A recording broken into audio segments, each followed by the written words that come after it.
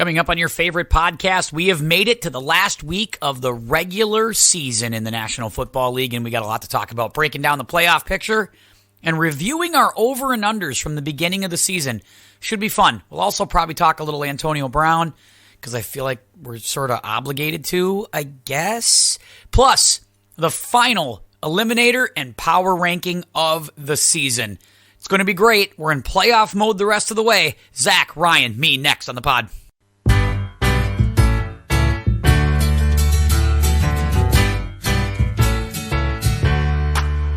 Welcome back. Your dreams were your ticket out. Hey, it's the Tim Anderson Podcast. I'm Tim. That is my buddy Zach over there on the other side of this computer monitor. Our guy Rhino is missing. We're going to send out a search party here in about 5 minutes, see if we can locate him. He's on the back of an eggnog carton or something. We're going to go find him, going to go look for him, and we'll see if we can drag him into the pod here before the end. But Zach, how you doing, bud? Not bad. I think Ryan might be out buying some Packers stock right now. He might be. I can't wait to hear from him because you accomplished your goal. You said we're gonna get him to Lambeau. We're gonna see. He's gonna see the light. He's gonna come back with a whole new mentality, a whole new mindset, and I think you were proven right. I feel like you're right. Yeah, we rolled into town, and I think the first thing he said was, "I hate how much I love this." And so I don't want to share too much of it. Hopefully he'll get on here later and be able to take it in. But it was a good time. We rolled out there. We bought tickets Saturday afternoon, Saturday night, and made the trip out Sunday morning for the game Sunday night. So it was a lot of fun. When it gets to be that cold outside, but you're surrounded by that many people, is it still cold? Yes. I wasn't joking when I told you that I didn't have feeling at the tip of my toes for like a day or two after. That's not good. That's not a good thing. Yeah, so it was definitely cold, but we got there at like 3:30, and we were outside the whole time. Yeah. Yep. We went out for a few beverages at various places and ran into a bunch of people that we knew. And we went in about an hour before the game. So interesting. We're having some connectivity, a little bit of connectivity issues, so maybe just mute your camera for right now as we talk. So see if that usually corrects things. So we'll try that. Keep it rolling. You found people you knew. Well, that's impressive. That's impressive to drive 5 hours and find people you know. Well, the first, we stopped about halfway there. Yeah. Just ran into the gas station. And there's like two guys in front of us wearing Anoka. And so Ryan talked to the guy briefly and knew who he was. I think he was like a counselor or something at the school. Oh. And then we got out to Lambeau and eventually made our way to Kroll's. And we were at Kroll's. All right, sorry, we had connectivity issues there, but Zach was telling the story. They just went to Kroll's.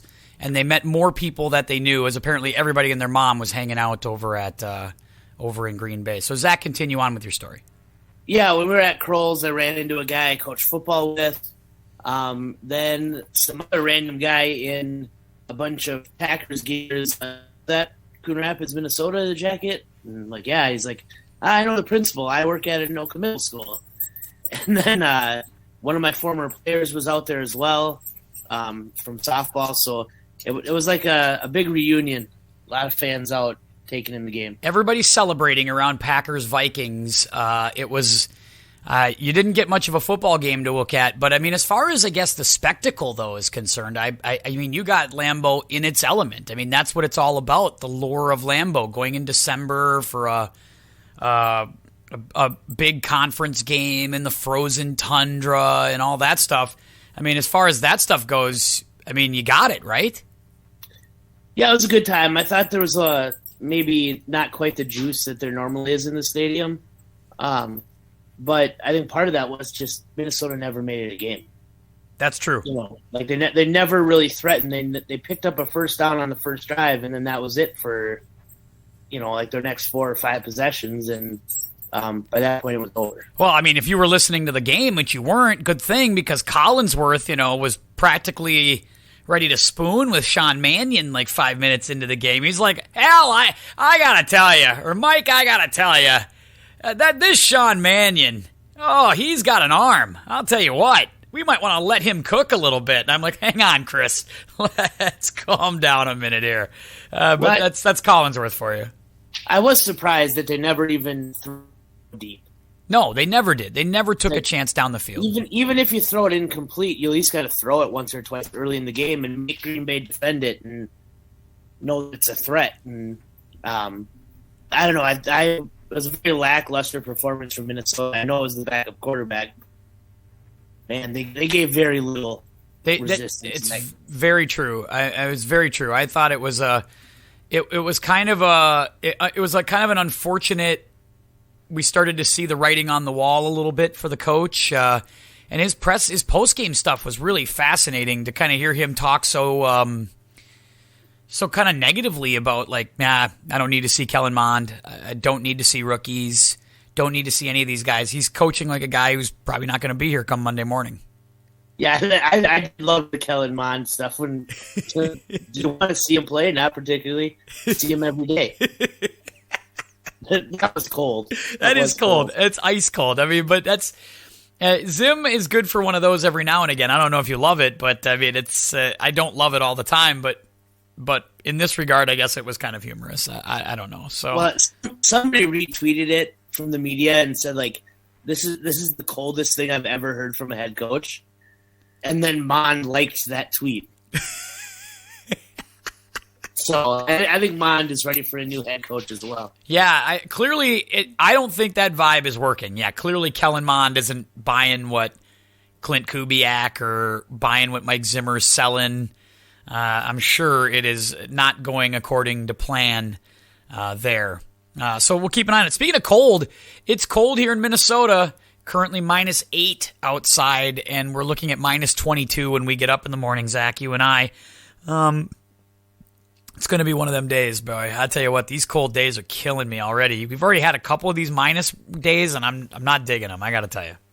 I'm fingers crossed for a day off tomorrow. -22 in the morning. It's like a good reason for everyone to stay home. It puts you in contention for it. There's no doubt about it. And I'll be watching myself, although, I don't know. The question, even if we do have it, even if we're in our building tomorrow, we might be the only ones. I just think there's very little chance we will have a full house tomorrow. I would love an asynchronous day because then I'll just read for 20 minutes. Call it a day. On a Friday, sometimes that's all you can get.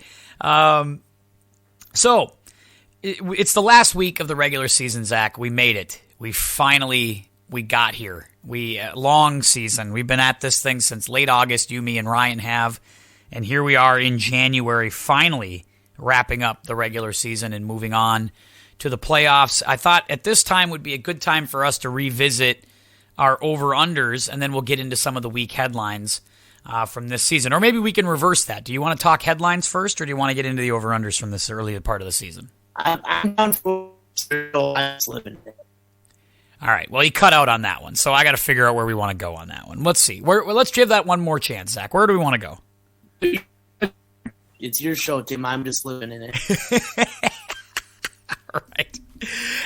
Maybe we should get this out of the way a little bit, or maybe let's do the over/under because then maybe we can see if make sure our connection issues are good, and then from there we can try to solve the riddle of the headlines of the Antonio Brown stuff, maybe preview the playoffs, that sort of thing. So back in August, Ryan, Zach, myself, we sat down and looked at the Vegas over/unders for all the teams in the NFL, and we decided, are they going to be over or under? You can go back and listen to that in the archive. It is there from back in late August. We sat down before, again, as the digital record, but I thought it was good that we revisit it. We'll start in the NFC, Zach. I'll let you know how you graded. Well, first of all, we'll just kind of break it down. In the NFC, we did okay. We did really bad in the NFC East. In the North, Detroit was 4.5. They were 4.5 to start the season. I went over. You two went under. Good job. Bears, 7.5. I went over. All three of us went over. So we got that one. We got that one wrong. That one wasn't good. But we did get Green Bay. Over-under was 10 at the beginning of the season, and we all three took the over.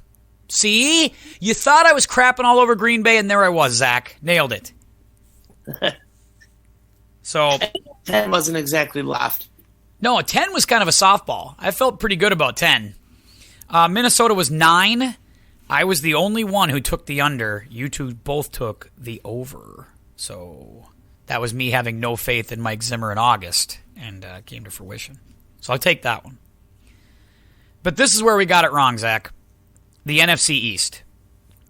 Heading into the season, Dallas had 9 was the over-under. All three of us took the under. All three of us are wrong. Terrible. The Giants, I said over, you two said under. The over-under was 7. Congratulations. You mailed it. But then we all got it wrong here. Washington, 8.5. We all three took the over. I think the quarterback situation there definitely killed us. Yeah, we had Fitzpatrick when we said over.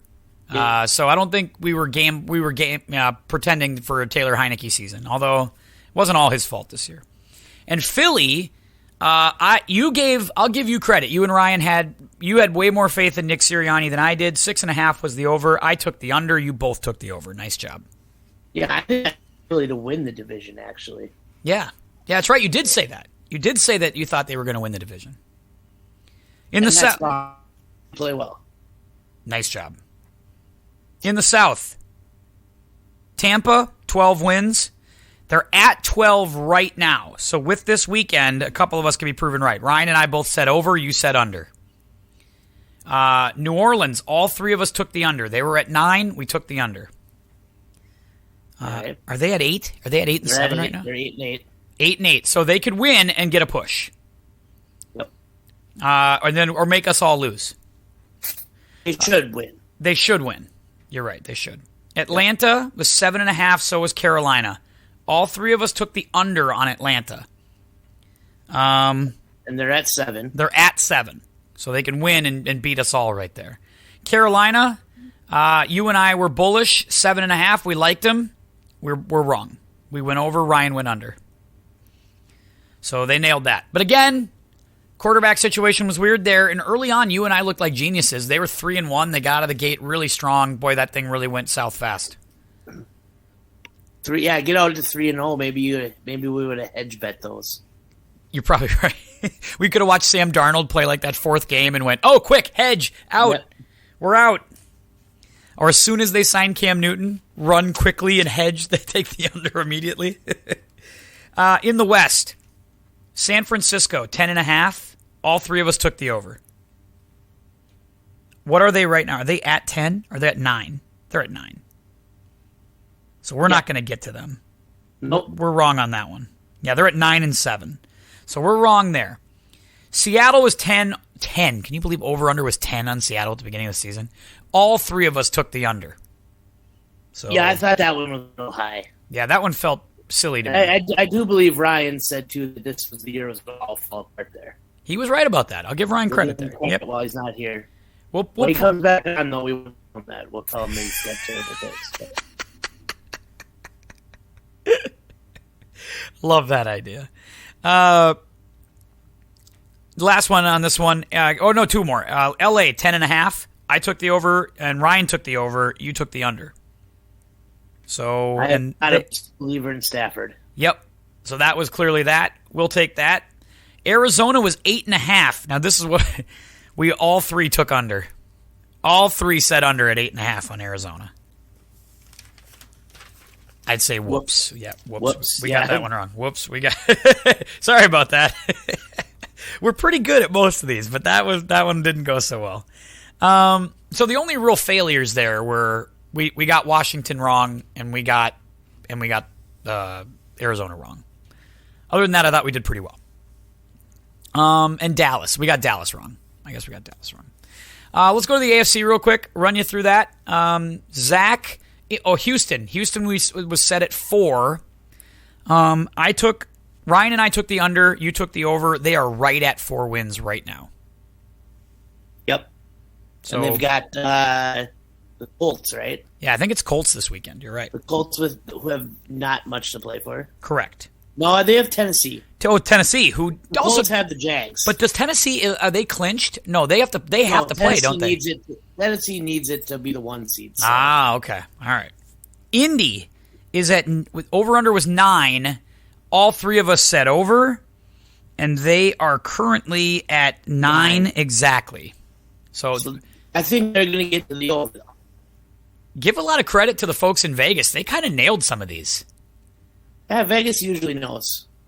So I kind of like that. So we said over. They can get it done with a win this week, and we can all be right.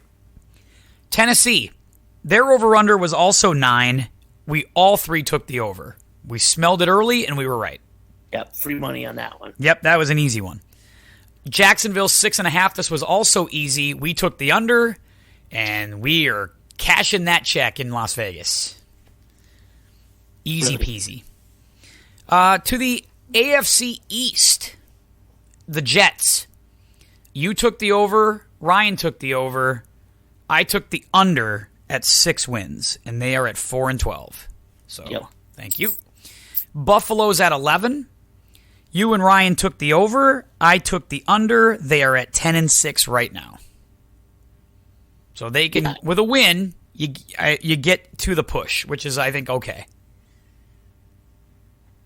Could be worse. What is that? Could be worse. Could be worse, yeah. And again, pretty good by Vegas. Pretty good. They put a good number out there. It beat the Jets. Yes. New England, 9.5. I said over. You two said under. Cash and checks. Because they're at 10 wins.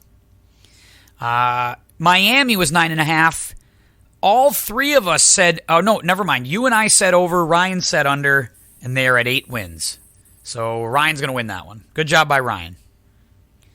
Here's one we got. Vegas and us got wrong. To the AFC North. Cincinnati, 6.5. We all said under. Wow. It's hard to believe. Hard to believe. God, I can't believe we said that. We should have been buying Joe Burrow. We didn't know 100% Burrow, right? He was coming off of the knee injury, and they weren't sure if he was even going to start. No, you're right. You're right. We did the preseason stuff. They were not 100% sure if he would be all the way back or not. You're right. So I think that played into it. And he's been phenomenal, right? I mean, He's been one of the top quarterbacks in the AFC this year. They had that, and they had that there was that smoke that came out in the preseason on Burrow that he was having trouble completing passes and that he was all over the place. Right. But that situation seems to have rectified itself, huh? Yeah. Well, I mean, he literally, if you're looking through it just quickly here, he might be the second best quarterback in the league this year in the AFC behind Mahomes, right? Yeah, he might be better than Mahomes this year, numbers-wise. Yeah, I think right now he'd still probably take Mahomes over him. Yep. But, and Herbert's right there as well, but he's probably just a half tick behind him. So it makes that Vikings game at the beginning of the season so telling, right? Because that was the game that we really should have just the eye test told us everything we needed to know about both teams that day. You know, that we saw Minnesota and we were like, yep, they're going to be competitive, they're going to fight, and they're going to lose. And Cincinnati had that game breaker because Jamar Chase he caught 2 touchdowns that day. I saw someone posted a NFL standings if you flipped the winner in every 1-score game. Yeah. And for the most part, there are some teams that make big swings, but the Vikings end up at 9-7 because,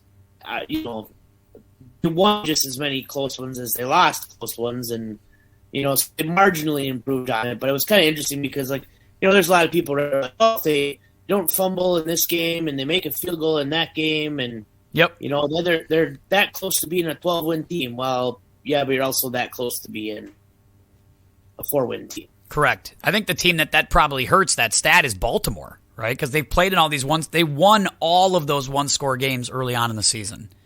And yeah, and there was the other team that went way down was the Steelers. Yeah, Steelers have been in fights the entire year. Speaking of the Steelers, over/under at the beginning of the year was 8.5. So credit the Vegas guys again. I mean, that's pretty spot on. They're 8-7-1, and they realistically, they were in that horrible rain game with Mason Rudolph and the Lions where they tied, had chances to win. It's weird to say that if Ben plays, they win, but I think if Ben plays, they win. But if they win here, they're going to finish at 9-7-1, a winning season in a year where they looked like anything but a winning football team. But anyway, I said you said under, I said over, Ryan said under. So if they lose, you guys are right. That's going to be interesting, and that whole AFC North has been just a weird year. Yeah. You never really had a grasp on it, and the teams shuffled around so much too. Yeah, and the Ravens are the team that's weird because, and it's so weird because I read something today that, like John Harbaugh still looked at as coach of the year, and I'm like, I don't know if he can be coach of the year with some of the decisions they made late. Like, I admire his balls, and I think he's a good coach, but I think he coached himself out of 2 wins. Well, I don't know if he coached himself out of the wins, but the injuries definitely caught up with them. Yeah, Lamar's injury being out 3 weeks. And the running backs, and then they just weren't able to finish some of them. Yeah, Ravens were 11 wins, and all 3 of us took the under. I think because we felt like the division was close, right? We felt like the division was going to be tight, and it was going to be hard to get 11 wins. Yeah, the division was better, and I think they're just, some of their schedule was tough. And, right, we saw the running back injuries coming too. Right? When we did the pod, the running backs were hurt. Right. You're absolutely right.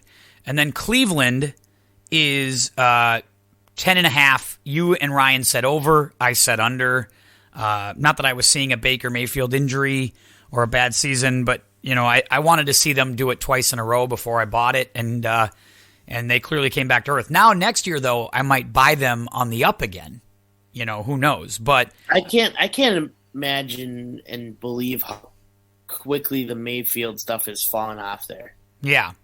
But do you believe that he was just too hurt? Do you buy that? I mean, would you? I'd gamble on him one more year, right, to see if he was healthy and to see if that was something different. Wouldn't you? Yeah, I think you gotta. I just don't know what you get. You don't get much value in moving him right now. Yeah. Right in his valley, and unless there's somebody out there who still really loves him, but I just don't know that happens. And I think he's got some ability. He's been hurt. I don't know. It's a weird one. This was one of our discussions on the way out of Lambeau when Ryan and I were killing 4 hours in the car. Right. How do you evaluate that season? And the other one we had a hard time is how do you evaluate the Washington season with the quarterback issue? Exactly. So I think if I was the Browns, I'd probably want one more year out of Mayfield. Yeah, you have that 5th year. I mean, just take it. You don't have to give him the big extension now, do you? I mean, I don't think you do.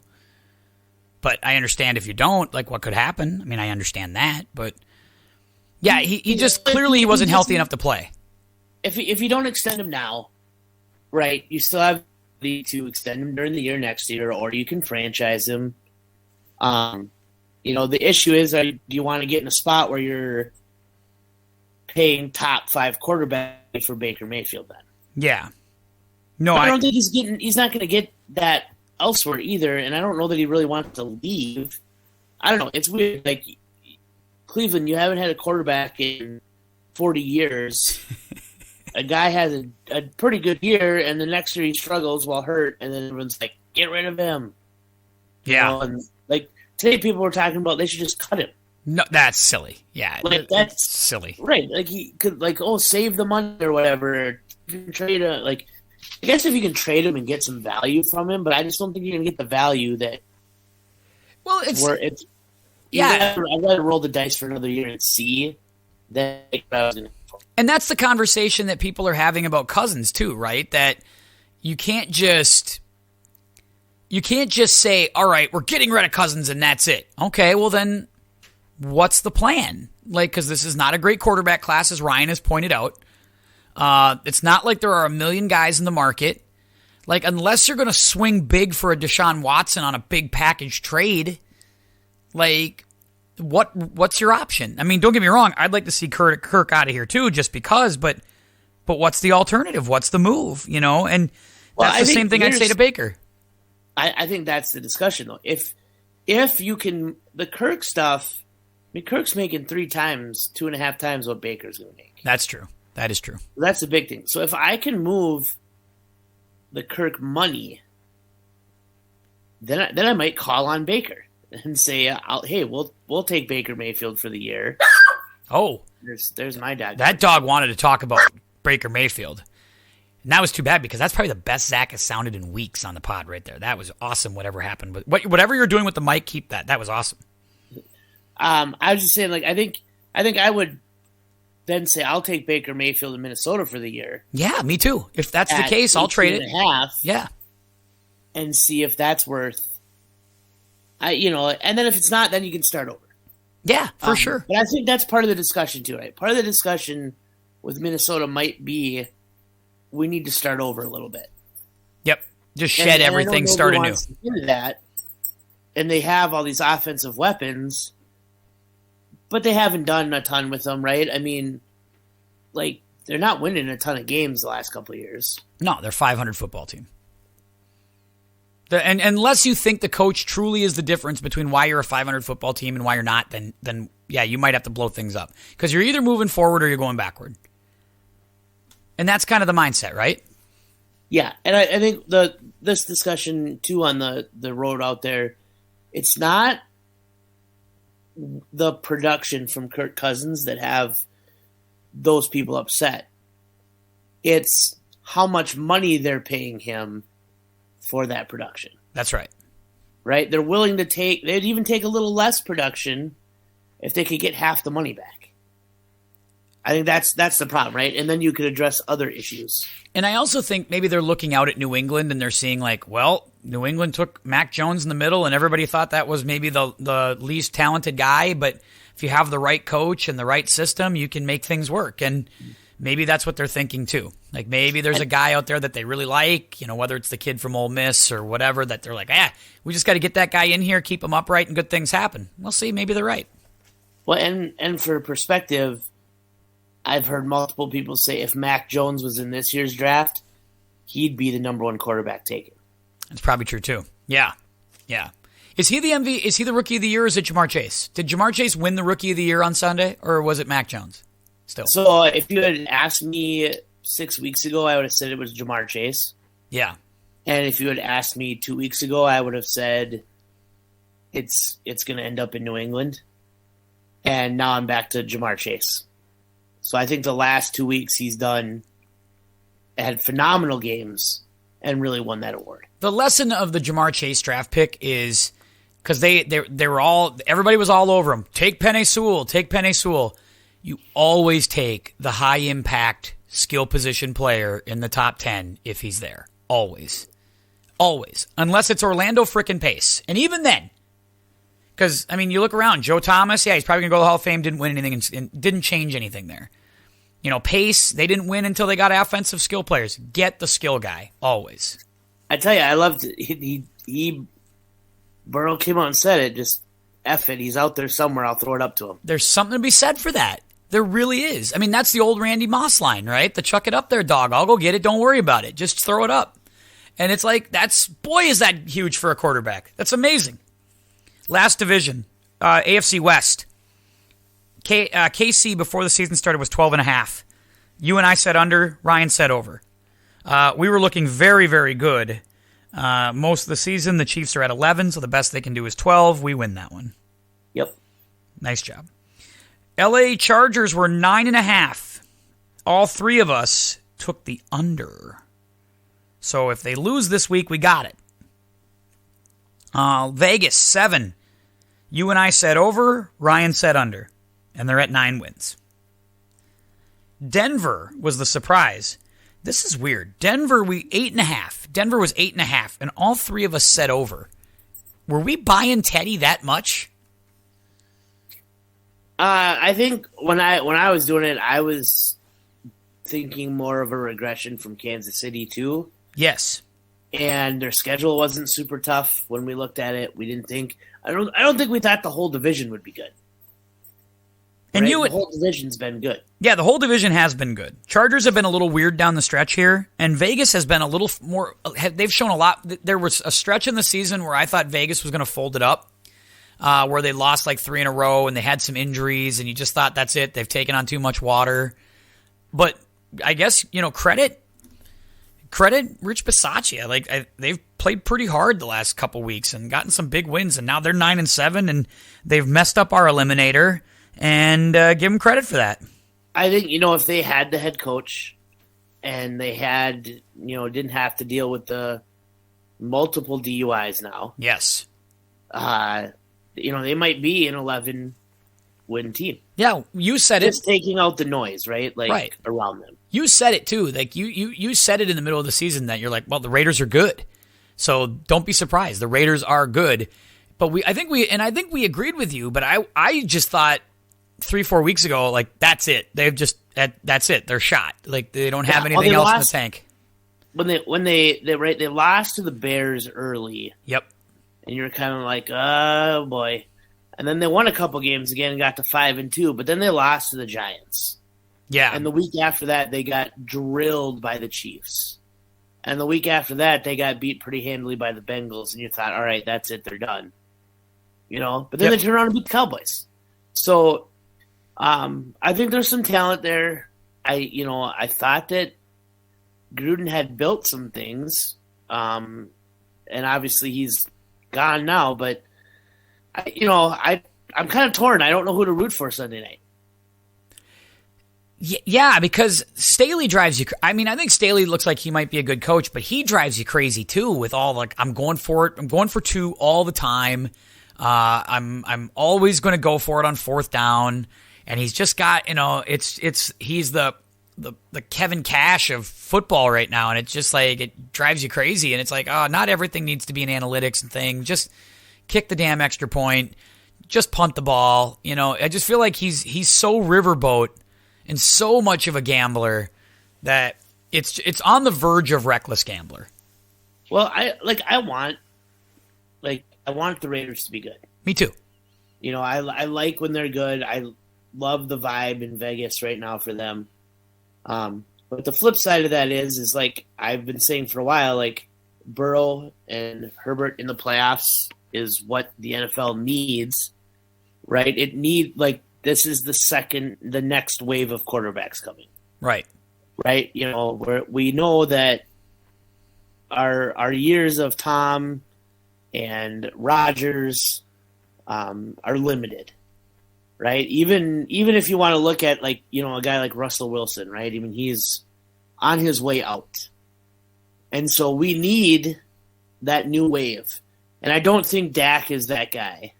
Yeah, I don't think so either. I think he shows you flashes, but he's like Randall Cunningham to me.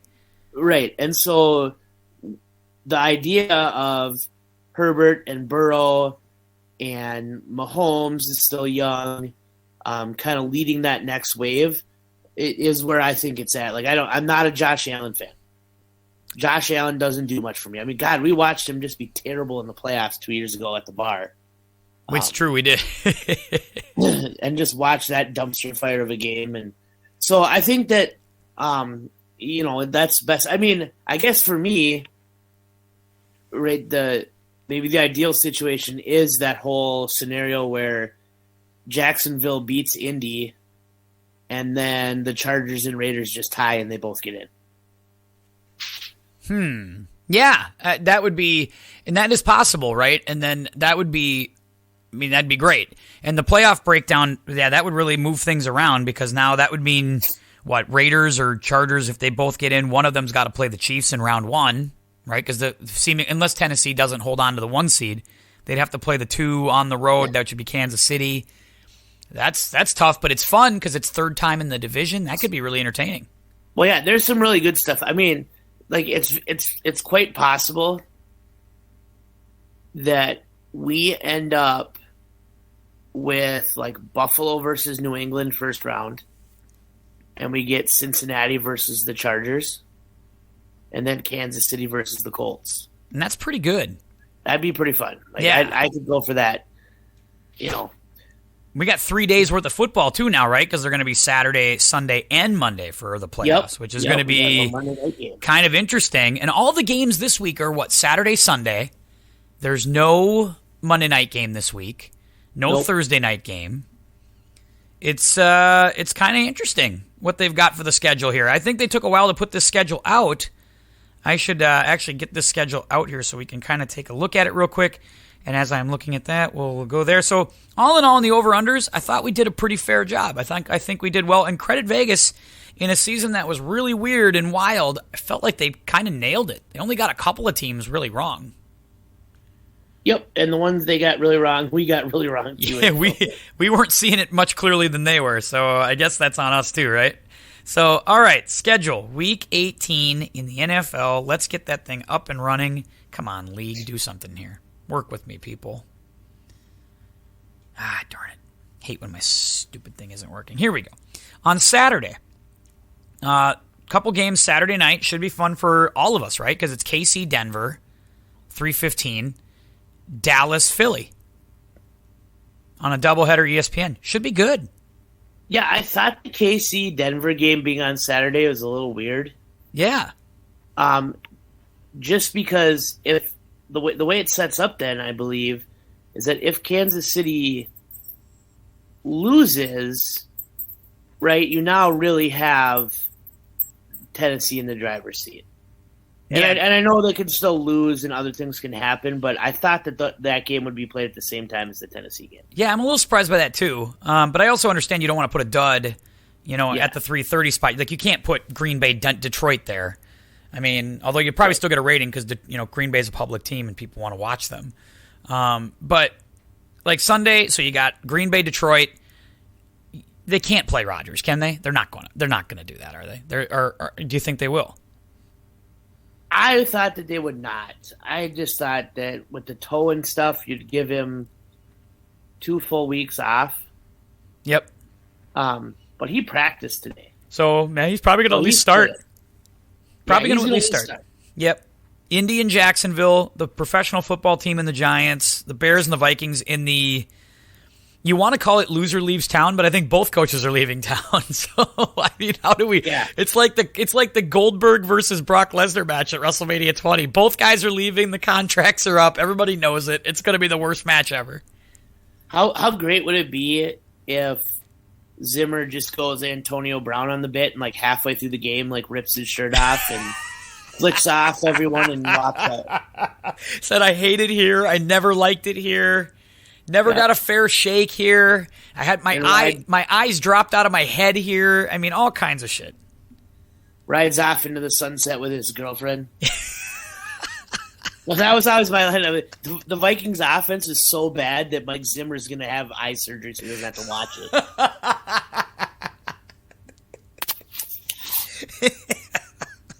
it. Like, what would you do to avoid watching this Viking offense? Oh my God.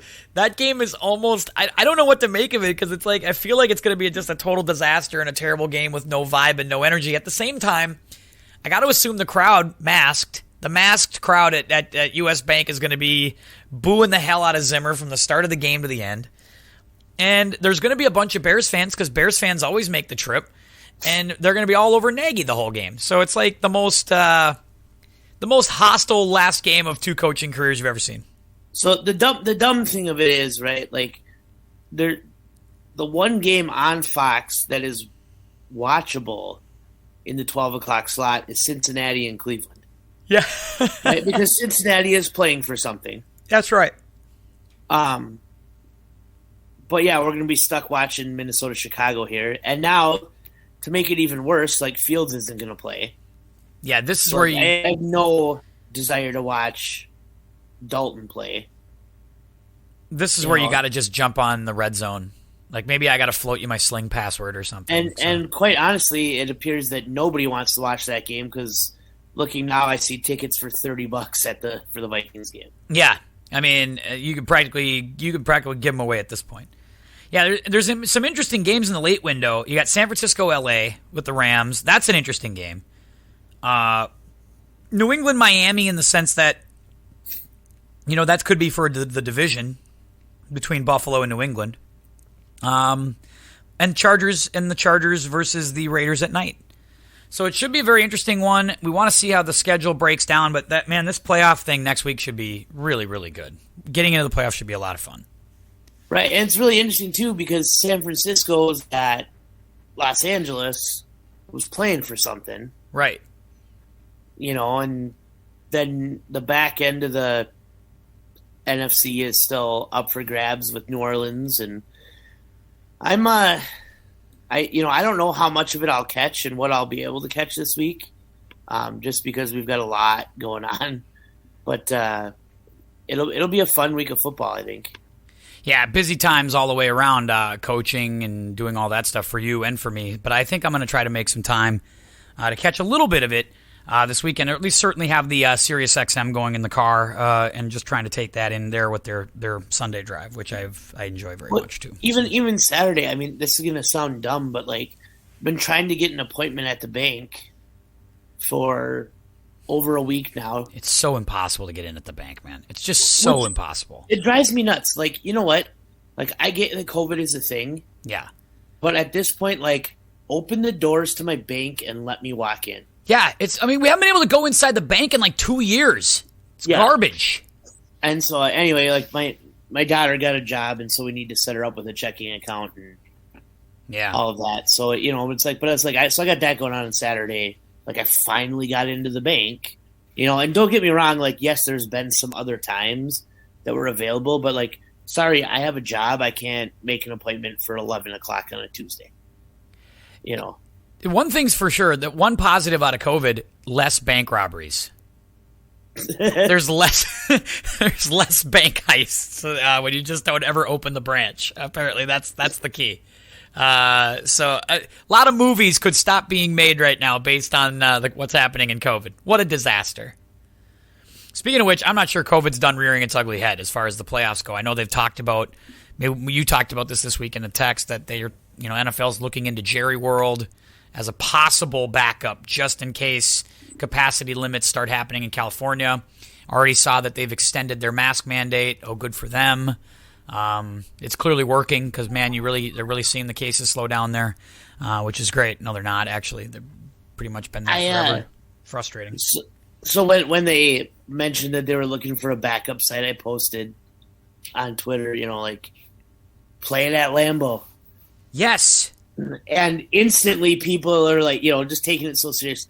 Oh, there's not enough hotels in town. And people have to stay at home. I'm like, oh no, not that. Anything but that, and you know what? They're not gonna just rush job it and stick it in Lambeau. I get it. I'm not right. It wasn't a serious tweet, but it is something I think they should consider. They really should think. I know it's outdoors. I get it. I understand it. But come on, they have got ways to heat that field and make it, warm on the field. I'm sure there's a way to do it. And Milwaukee just hosted the Ryder Cup. It wasn't that far away from Green Bay. I know, I drove through Green Bay. You can make this happen. They should do it there. Yeah, it would be fun. I would love if they laid it out and said, hey, in 6 years they're going to host it, right? In 6 years you can put up hotel rooms, you can get things done, Yeah. Whatever. It would be fun. I don't expect them to ever do it. I'm not going to hold my breath on it. Yeah. But that's probably the one way you get Green Bay to agree to play a game overseas too. That's true. Because that's been one of the caveats is if you host a Super Bowl, you have to agree to a home game on the road or, overseas. And Green Bay has been adamant they are not giving up a home game. Yep. Rightfully so. Rightfully so. Why should you? That community, is built around it. They need that. And there was a couple places that closed permanently during the COVID season because they lost a whole year of having fans out there. And so they won't give it up. And then the problem on the other end of it is that nobody wants to give up their home game against Green Bay because it always sells out and it's a big game. Right. So that's why they haven't played in Europe. I think they might be the only team left that has not gone and played a game over there, but they don't want to do it. The only way I think they'd go is if it was obviously a road game. they'd give up a road game, go play Jacksonville there. Right, but Jacksonville doesn't want to give up Green Bay at home. Oh, yeah.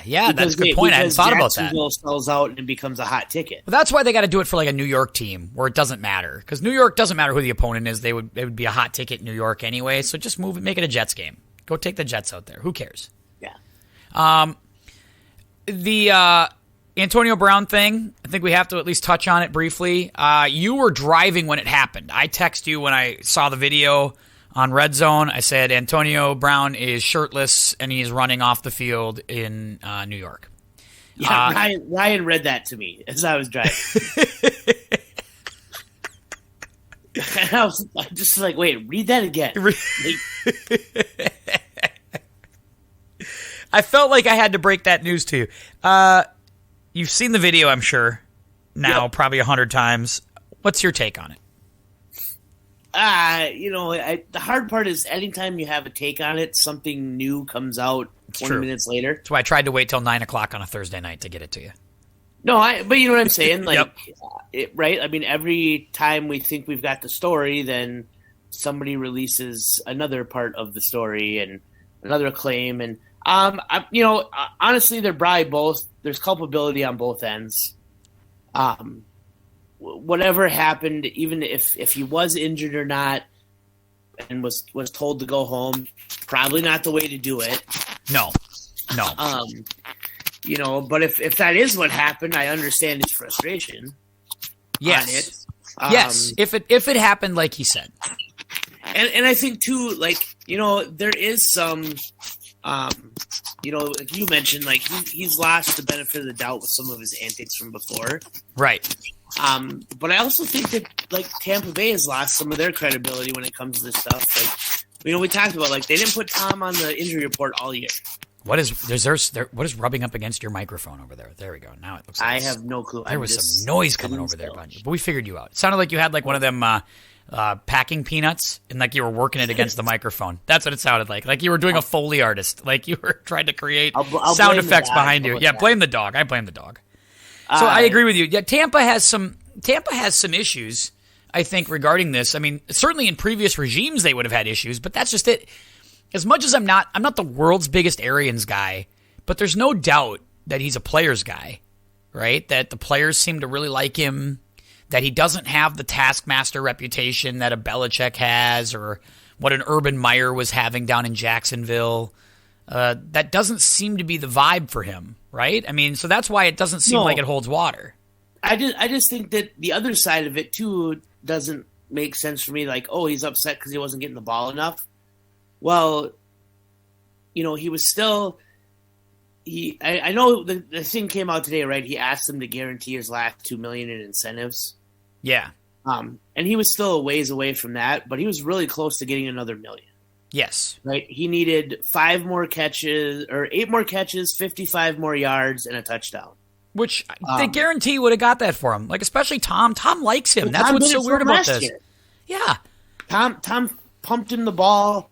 Remember 3 times on the little jet sweep where you flip it in front of him? Yeah.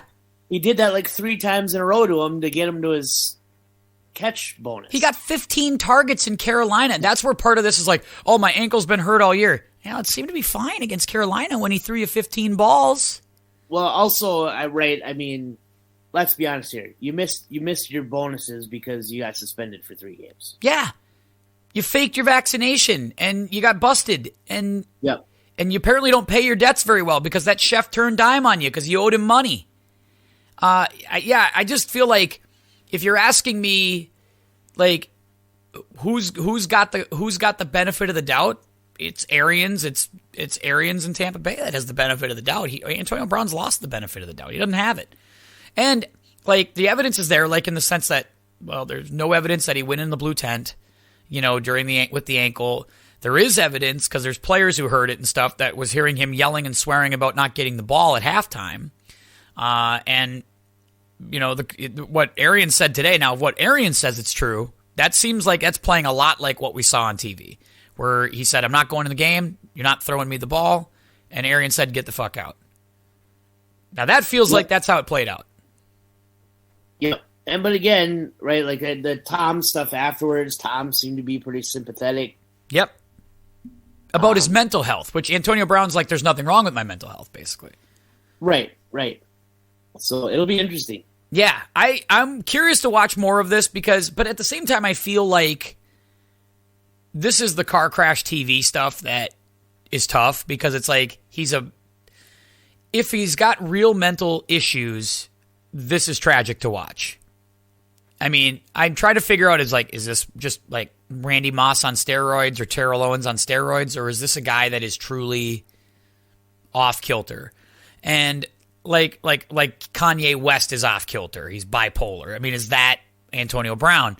I don't know, but like Ryan has contended many times that he hasn't been right since he got drilled by Vontaze Burfict. Like he continues. Ryan has been on that train for 3-4 years that he's contended something's wrong. And I wonder if we're seeing more evidence of that. Yeah. It's hard to speculate on that stuff. And, if he does have issues, then you hope that he's able to address them and take care of them. And does he play again? Not, do you see him in the NFL? Is he in the NFL again? Do you see him next year playing for somebody? He might be. He's got talent, right? Would you take him? If you were coaching, would you take him? Probably depends on what else I have. I wouldn't dismiss it out of hand. Right, but that's part of the problem, right? I think every coach thinks I can control him. Right. I can take care of it. I can make it work for a year. And I mean, they did make it work for 16 games in Tampa. It fell apart after that. Right. So. Yeah, that's true. And I mean, yeah, they did win a Super Bowl. I mean, there's lots of good there. Yeah, if you're a team like the Giants or the Jets or a team like Jacksonville, I mean, I could see you wanting to take a chance on a guy who might make plays for you. Stay tuned. We'll see if the Antonio Brown saga continues, but it's done for this year. Speaking of done for this year, the Elimination Chamber, the Vegas Raiders and the Philadelphia Eagles are going to be the first team, the second teams. I think one team did defeat the Chamber last year. Those two teams will defeat us. Yeah, they will be the second and third team to defeat us in the Chamber because they are going to go to the playoffs probably, and we eliminated them weeks ago. So that sucks. Basically, we have to eliminate the Vikings tonight in our last pick to throw away to the Eliminator. You're out because we know they're out. They're mathematically eliminated now, and that's it for them. So we're going to say goodbye to the Minnesota Vikings this season. And next year, we're going to have to sit down and really make sure that our formula for the Elimination Chamber is ironclad. We got to nail it. Got to nail it down at the beginning of the season. We'll have to talk about that. Next year, we got to make it happen. Yes, we're going to make it happen where we get all of our Eliminator picks right. We just missed it a little bit this year, so that stinks. But we'll get it right next year. Vikings, welcome to the Eliminator.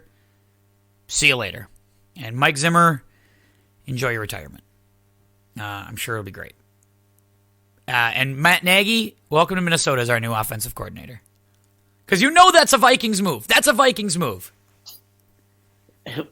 Right? Former coach of the year. Wasn't he coach of the year 2 years ago? Yeah, he was coach of the year. And that's what they'll sell us on the resumes. They'll be like, guys, we just got a freaking former head coach who was coach of the year as our OC. Copyright Gary Kubiak, copyright Norv Turner, copyright Pat Shurmur. That's what we do around here. Yeah, I still think the Bears are going to go for Doug Peterson. Yeah, and the Jags look like they're interested in him too. Same with Byron Leftwich. Peterson's going to get a gig. That looks like that's pretty clear as day. It's all about just, I don't know if Bisaccia, I think he's done a good job, but I don't know if that's the guy in Vegas. I think they want to go another route there. Yeah, I think so too. Yep. I think, so we know we got an opening in Jacksonville. We've got an opening in Vegas. We got an opening in Minnesota. We think we're going to have an opening in Chicago. I don't know if that looks good in Carolina. I think Matt Rule's in real trouble. I think, we heard the owner came out recently and was like pretty embarrassed by how much money he's given Matt Rule. He kind of was like, seems like he's regretting the contract. Although I'm a little surprised think Matt he'll Rule get- didn't jump on a college job, so maybe, I who think knows? he'll get one more year. You might be right. Might get one more year. Although that thing really did fall apart fast. Well, Yep. Matt Rule is smart though, because if he jumps in the college job now, he's got to give back, or doesn't get the rest of his NFL money. Good point. If he waits a year and gets fired, he'll still be able to jump into a college job, and he'll get his NFL money. And Jim Harbaugh's being rumored to be a coach, be a coaching candidate. They're looking at him in the NFL, and I think that's smart. I think it's a good time to leave if you're Jim Harbaugh. You got all the players going to the NFL right now. You've proven you could beat Ohio State.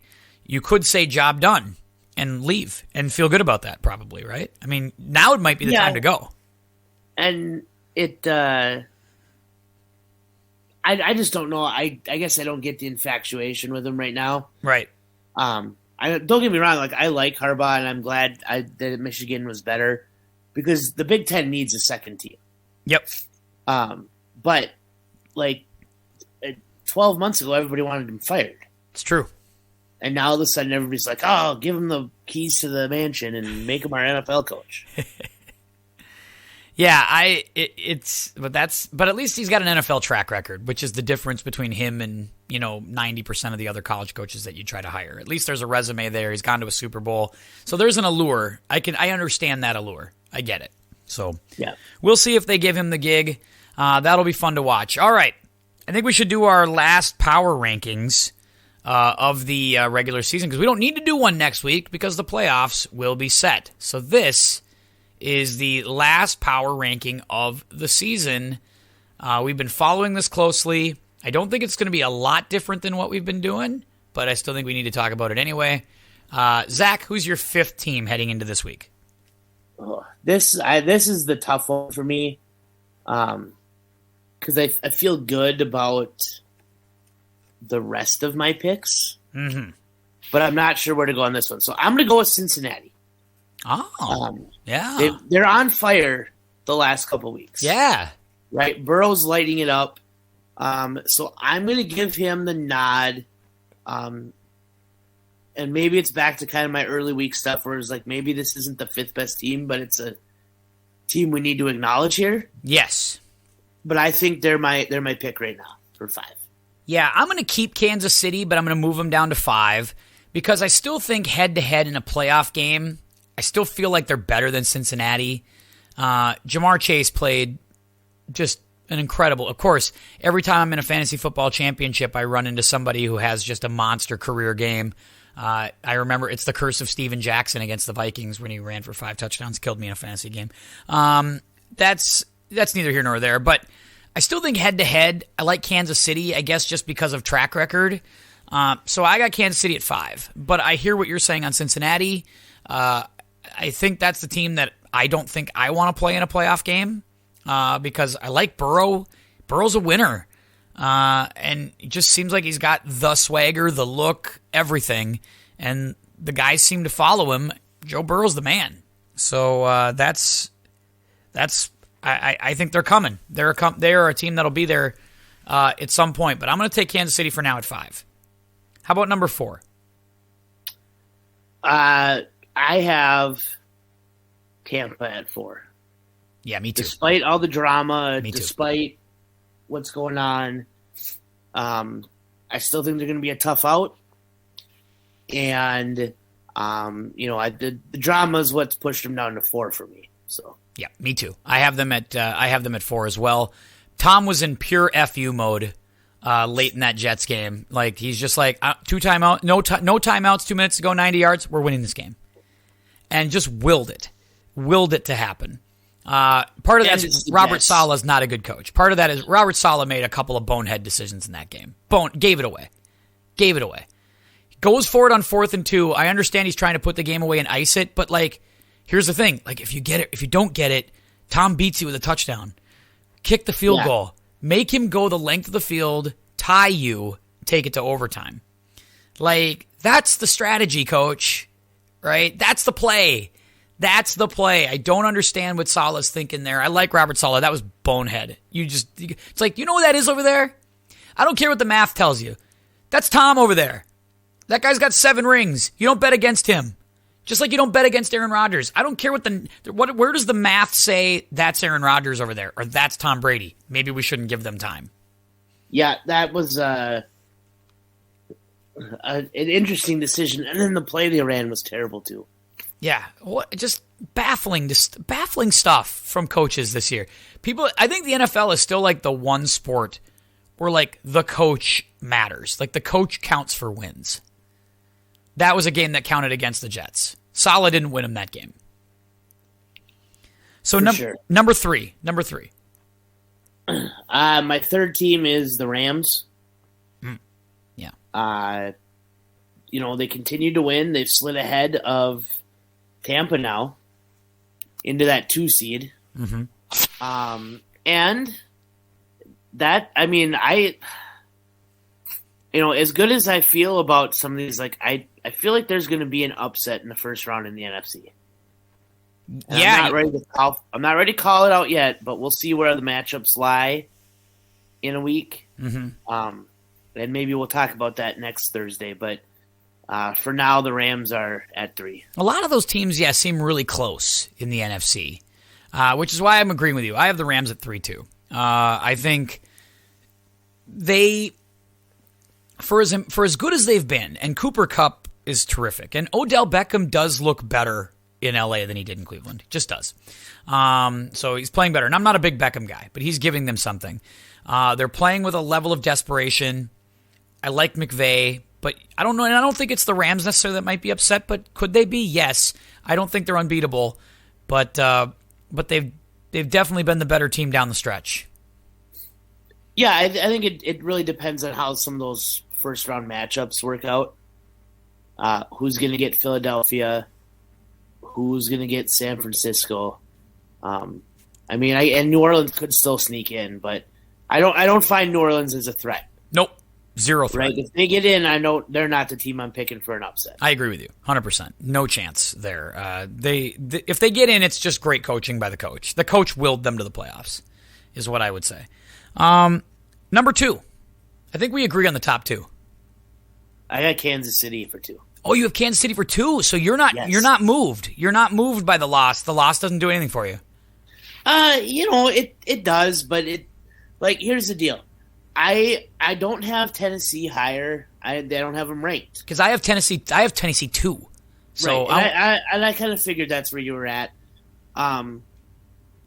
We'll see if Derrick Henry's going to play.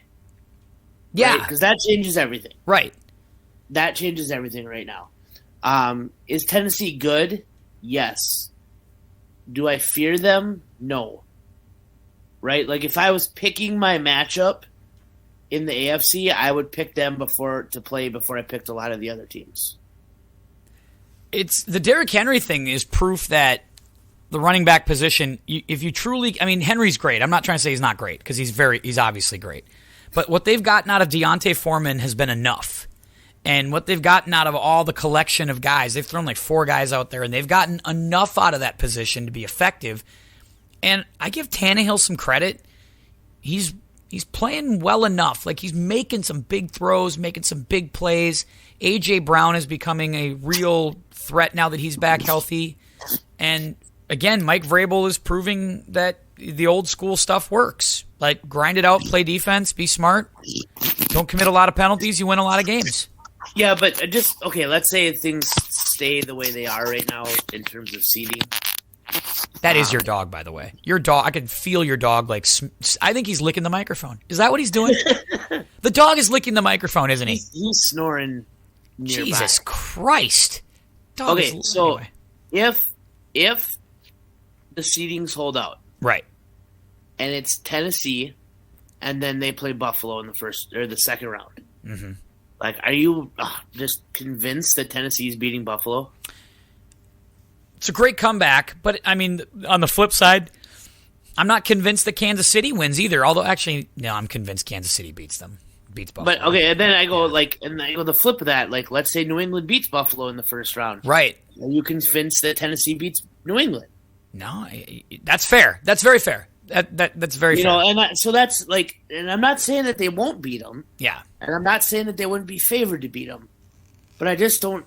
They don't strike fear in me. Yeah, that's fair. I mean, that's a maybe, fair statement. Maybe part of that is just the style. Yeah. But, that they're not going to blow a lot of teams out playing the way that they play. Right. Because that's what, I mean, Zimmer plays that same system in the sense that, hey, let's control the clock. Let's not do anything crazy. Let's not, but I think the difference is Vrabel, when he smells a blowout, goes and gets it. But they're in a lot of fights. Well, and then his defense has been a lot better than Zimmer's. That's fair. Very fair. Vrabel's done a great job. I don't think he's coach of the year because I think the guy who's at number one's coach of the year. But I think he's in the top 2-3 in Mike Vrabel. I think he's done a hell of a job. That's fair. And number one for you is? The same team I've had for about the last 12 weeks. I've got Green Bay at 1. Yeah, Green Bay's been number one for me now going on probably like 2 months. Credit, the Hub Arkish stuff I know was the news this week saying like, I can't vote for a complete jerk, which he should be stripped of his card because that's a silly thing. We're asking MVP here, not most liked.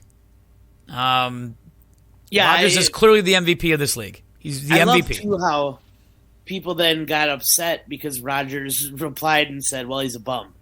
And people are like, oh, he should have said he wasn't worried about the award, or he could have said, I'm focused on the playoffs or whatever. And so one guy gets to name call, the other guy can't name call. I tell you, this was one of the I don't know if you stayed up for the end of the Manning cast on Monday night. Didn't see it all, no. Okay, so Rodgers was the fourth quarter. It's a good get. Boy, the Mannings get guests, don't they? They know how to get the guests. And he was fairly entertaining and funny. And part of that too is probably, right? Like I like Rodgers more than a lot of people will like Rodgers. Right. Right, because he's my guy, he's my quarterback. But one of the things he said is that there's something nice about being unapologetically yourself. And not worrying about what everyone else thinks at this point. And he said he's really focused on that in the last 2 years. And I think it's funny, right? Like, he calls him out, he's a bum. And just like, and then everyone gets all riled up. And at this point, people either like him or they're looking for reasons to not like him. Right. So. Yeah, I think I just don't think that that's not what I'm asking my MVP. Same thing with the Baseball Hall of Fame stuff, too. It's like, I'm just not asking for you to judge what kind of person they are. Your job's to judge who's the MVP. That's what I need you to do. This isn't about virtue signaling and vaccines and all that stuff. The guy's been the best player on the field. We could argue that the offseason, he was a diva, or he was misleading, or he was a little bit ridiculous to deal with. We could argue that. That's fine. But that's not what the MVP is about. The MVP is about the on-the-field play, and at the moment, they're the number one seed in the NFC, and they're the best team in the league. And that's him. That's him getting that done. Been a great year for Aaron Rodgers. Yeah, and there's been Brady's had a good year, too. Yeah, Brady's been really good. Jonathan Taylor's been really good. A lot of guys having, some good seasons. Really good. Joe Burrow. Joe Burrow's having an awesome season. Yeah, I think he just kind of separated himself down the stretch. And, I agree. The turnovers thing is such a big deal. It really is. And I saw, some of the Brady supporters have gotten up in arms about that because, he's had a couple balls tipped and he threw a Hail Mary that got intercepted and whatever. That's fine. I mean, and that is fine. But and the fact is he's playing in tougher weather conditions. And he doesn't ever put the ball in danger. No. He really doesn't. And it's remarkable because of the guy he followed. Yeah. Right? Because Favre put it in danger all the time. It's true. For better or for worse. And some of that again is you're not playing in great weather conditions all the time in Green Bay. It's cold. It's hard to grip the ball. Like, think of his last two home games against Cleveland on Christmas Day and against Minnesota. And you're just like, those are conditions that are ripe for turnovers, for fumbles, for picks. Quarterbacks tend to not play their best in those conditions. And he played two very good games. Yeah, yep. And so, he's my pick for MVP. Yeah, he'd be mine too. And you mentioned LaFleur for Coach of the Year, and I think so too. And part of that too is, I mean, like I look back, I mean, I think LaFleur could have won it any of the last 3 years. Yeah, it might be more of a lifetime achievement award this year for Matt LaFleur more than anything, but I think he's earned it. Yeah, I mean, if you come up with 13, 14 wins again, it's just, you know, he's got the MVP quarterback. Yep. Right? And no so question. People want to use that to discredit him, but hey, like, you know, McCarthy had him, the same guy, the last 2 years. It wasn't working. You know, he's obviously got something there. He's got his there's a system now. We've said this before, but it felt like for a long time in Green Bay, the plan was Aaron will do something cool on third down. And now there's a system. They're setting up things. They're running. Like, it looks really good. And it's been a lot of fun, right? Like, as a Packers fan, it's a lot of fun. I know people get wrapped up in like playoff losses and stuff, and I just look at it and say, like, as a Packers fan, I've been blessed for really entertaining football the last 20 years. Probably longer than that. We're pushing 30 now for each. Yeah, you know, like, I mean, right. There have been some lean seasons, but by and large, you had two Hall of Fame quarterbers for 30 years. Yeah, I mean, what, 30 years puts us back to 91. Yep, right at the beginning of Holmgren, right? Basically just replacing Lindy and Fonte. Don Majkowski. And that's right. Majkowski is when I started my Packer fandom. And, you know, right, so for the most part, it's been entertaining football. Would you like to win more Super Bowls? Of course you would. Yeah, I was just going to say, is it? Do you think this year is sort of a ripe? It's like it's setting up perfect. The cards are aligned for the Packers to go to the Super Bowl. The AFC is not as strong. They look like head and shoulders the best team in the NFC. It's going to go through Green Bay. Like, I would have thought last year it set up well for them too, but I almost wonder if it sets up better this year than it did last year. Well, I think you'd be disappointed if it didn't, right?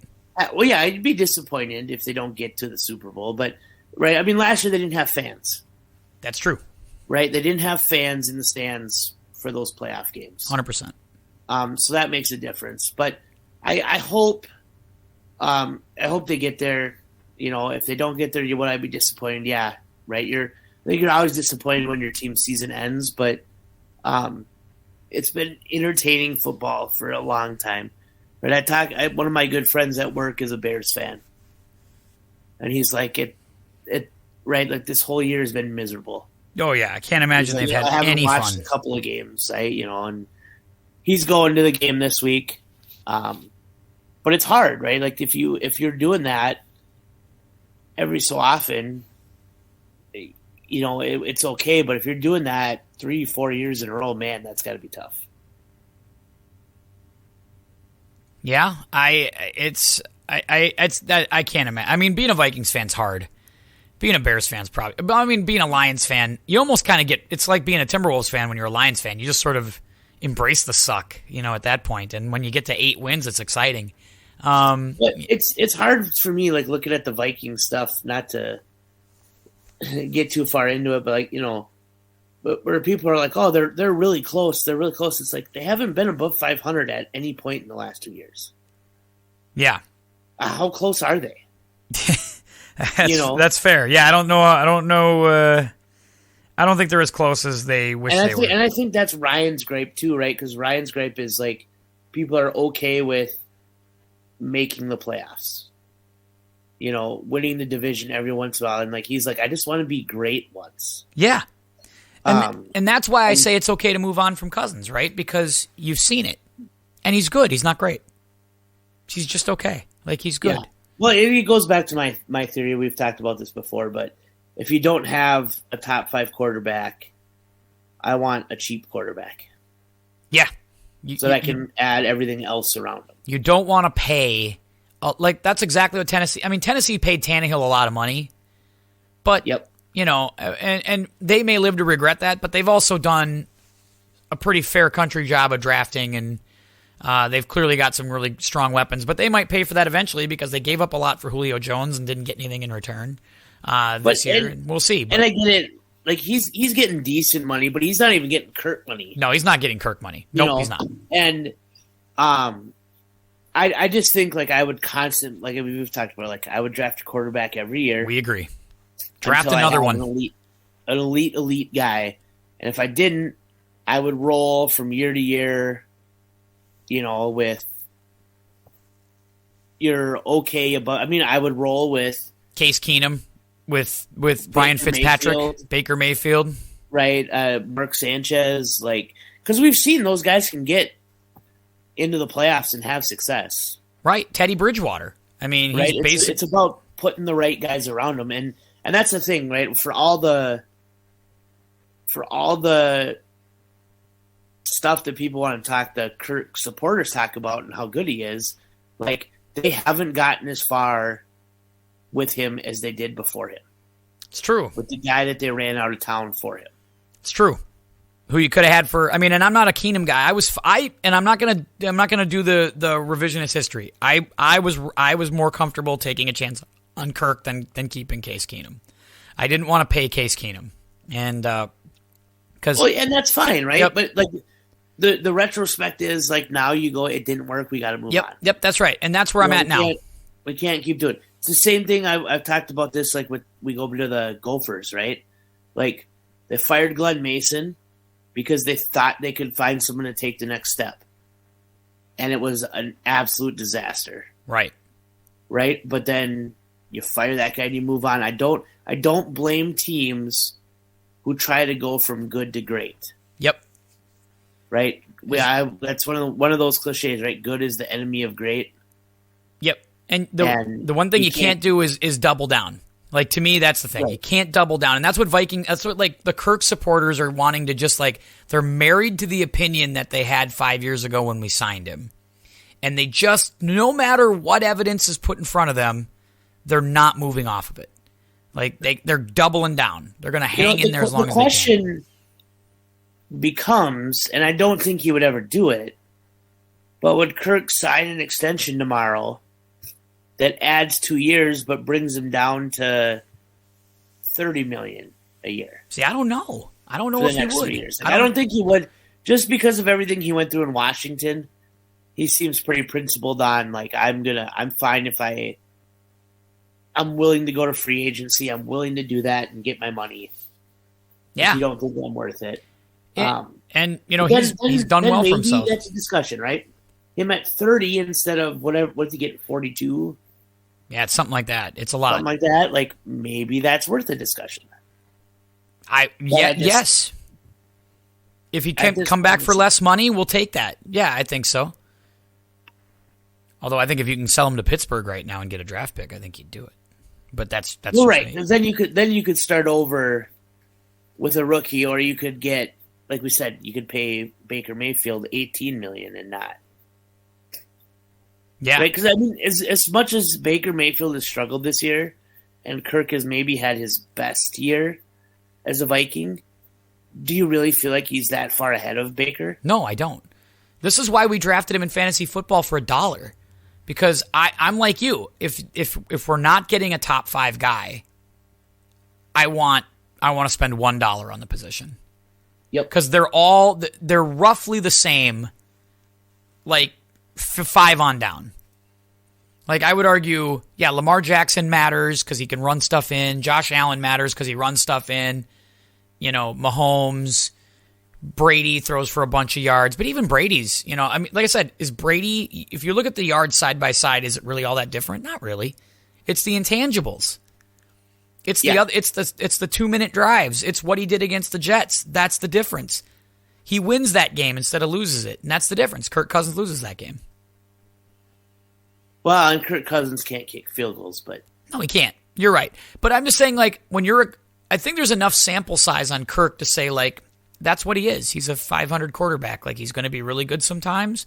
He's going to be really bad sometimes. And there's going to be times he's just okay. And that's just what he is. Like, it's just that the evidence is there. There's not much else to say on that. Yeah, and I think Minnesota's in a weird spot now because they have some high-end skill guys but most of them are getting paid pretty well. Yes. You have Justin Jefferson coming up, who's going to need to get paid soon with his extension, right? Correct. I mean, I get he's only in year 2, but by year 4, he probably needs a new deal. I'm pretty sure he'll be angling for that. You bet. And they still have a lot of holes to fill. Their defense is aging. They still haven't figured out offensive line. So I think that just money-wise, they got to figure that out. It's going to be a rough one to watch, but it's going to be very exciting. Next week, we will have the podcast back, and it will be the aftermath edition of the Week 17 podcast. Last year, we had all the firings. We broke that all down. We set up the playoff matchups, and it is playoff pod the rest of the way. About another month or so left of football pods. Then we'll give the guys a little bit of a break before we head to the draft, all of that good stuff. So we want to thank you for continuing to listen and support the NFL pod. We appreciate it here on the Tim Anderson Podcast. So you can find us Apple Podcasts, Spotify, Pandora, wherever you get your podcast. Please go ahead and subscribe, rate us, and share out to all of your friends. I appreciate it. We'll be back next week for more podcast stuff. Got Ty with the golf pod. I got Lauren with the movie pod. We're going to go find Ryan. We're going to go see if we can find him somewhere and get him back on here for a pod as well next week. So, Zach, great job by you. And until next time, for Zach, this is Tim saying keep your head up, and we'll see you.